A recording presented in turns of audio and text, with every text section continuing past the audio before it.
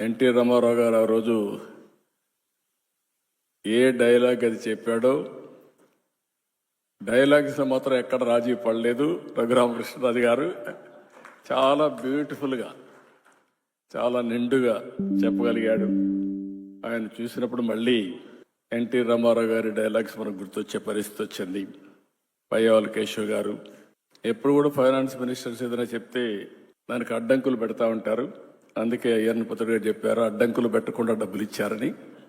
వారిని కూడా మనస్ఫూర్తిగా అభినందిస్తూ, ఇంతవరకు నా జీవితంలో చాలా ఈవెంట్ చూశాను, కానీ 45 సంవత్సరాలుగా చాలా కార్యక్రమాలు చేశాం.